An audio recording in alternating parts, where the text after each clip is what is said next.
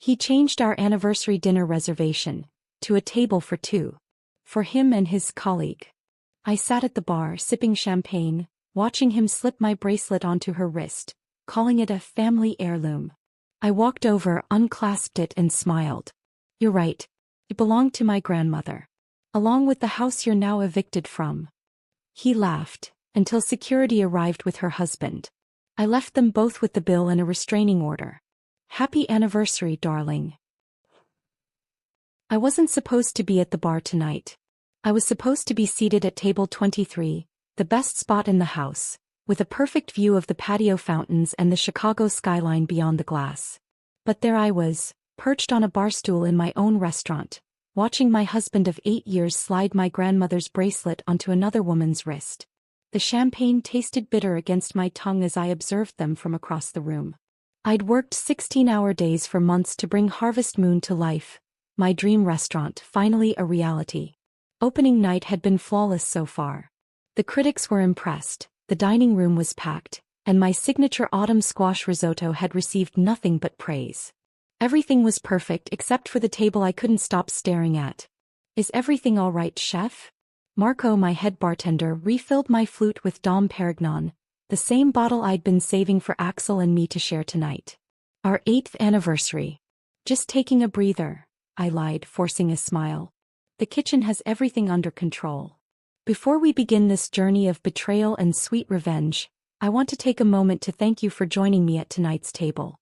If you're hungry for more stories of women reclaiming their power when the world serves them heartbreak, consider subscribing. It's completely free and helps our community of survivors and thrivers grow stronger. Now let's. 30 minutes earlier, I'd slipped away from the controlled chaos of the kitchen to freshen up before Axel arrived.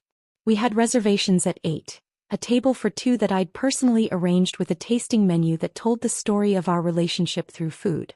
8 courses for 8 years. I'd even asked the pastry chef to recreate our wedding cake for dessert. My phone had dinged with a text message as I was reapplying my lipstick. "Need to change reservation to accommodate colleague. Table for two, but I'll be bringing Hazel from the campaign office. You understand? Happy anniversary, will make it up to you." I'd stared at that message for a full minute, my heart sinking as I reread those clinical words.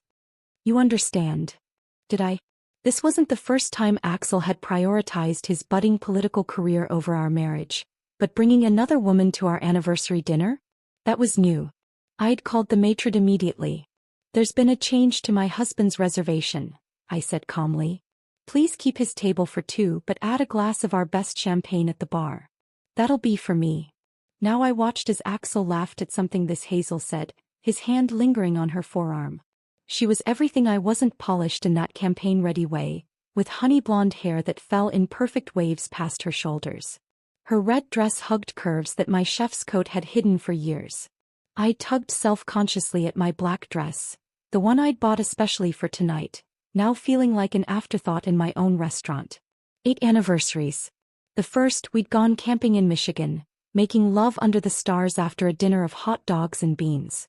The 5th, Paris, where Axel had surprised me with cooking classes at Le Cordon Bleu, the push I'd needed to finally pursue my culinary dreams.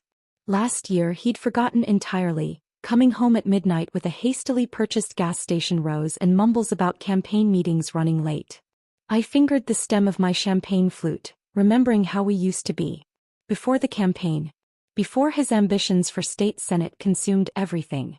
Before I became a box to check on his path to political success. Supportive wife, check. Small business owner, check. All-American backstory, check. The sommelier approached their table with the wine I'd selected for us, a 2012 Barolo that we'd first tasted on our honeymoon in Italy. Axel was making a show of it, explaining the wine to Hazel as if he were the expert. I watched her lean forward, captivated by whatever story he was telling. Then the light caught something on her wrist and my entire body went cold. The bracelet. My grandmother's tennis bracelet. Delicate diamonds set in white gold, with a distinctive Art Deco clasp that couldn't be mistaken for anything else. I'd worn it on our wedding day as my something old. It had been in my family for 3 generations. I remembered the day I'd shown it to Axel, telling him about my grandmother pawning it during hard times to keep our family afloat, only to buy it back years later with her saved tips as a waitress. How she'd given it to me on her deathbed.